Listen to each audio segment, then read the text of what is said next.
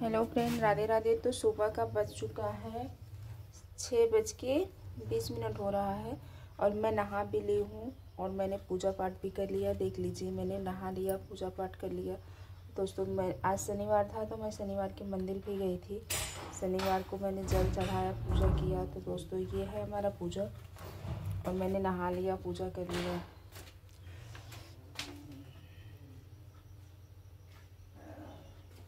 देख लीजिए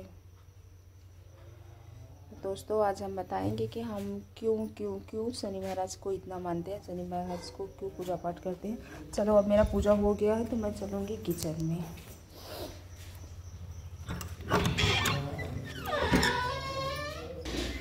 hello friend, तो हम आ चुके हैं किचन में। पूजा करके हम आ चुके हैं किचन में। तो फ्रेंड, बहुत ठंडी लग रही है। बहुत ठंडी लग रही है। पूजा से आ चुके हैं किचन में। सभी को प्यार से राधे राधे, जय शनि महाराज। अब हम शुरू करते हैं। चाय भी बनाएंगे और आपसे बताएंगे भी कि हम शनि भगवान में क्यों इतना आस्था रखते हैं।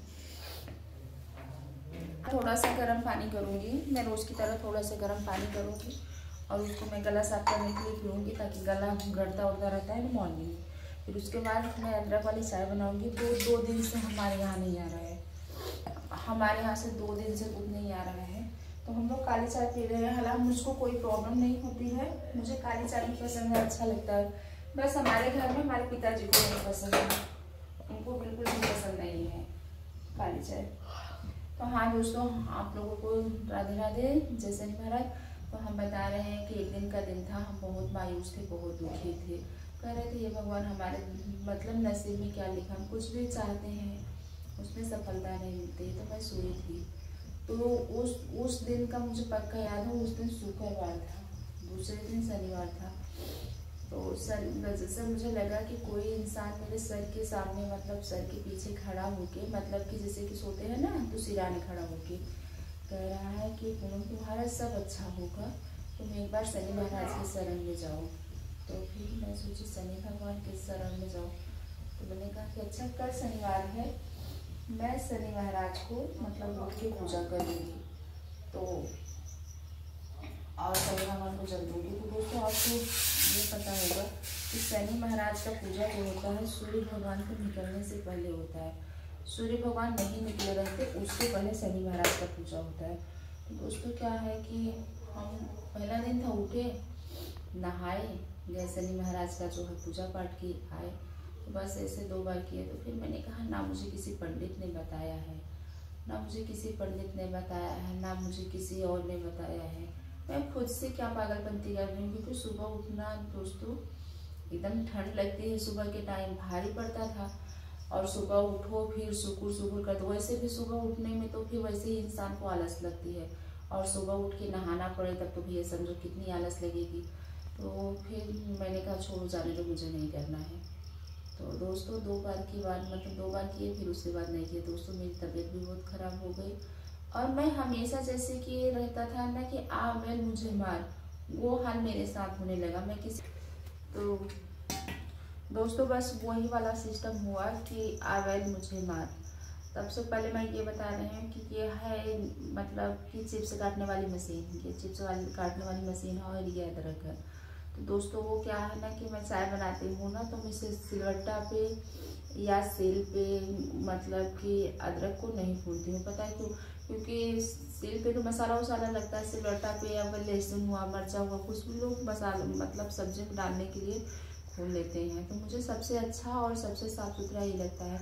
मैं अदरक को घिस के फिर धुल के इसको रख देती हूँ और उसमें मेरा मन भी नहीं करता है। तो ये हो गया चाय वाली बात। अभी चाय बन रहा है, फिर आगे को बताते हैं। फिर क्या हुआ कि मेरे साथ ऐसा होने लगा कि आ बैल मुझे मार। मैं किसी से सोचे मुँह बात भी करती थी ना, तो उसको मतलब मेरा अच्छा बात भी उसको बुरा लगता था, मुझसे काटने के लिए दौड़ता था।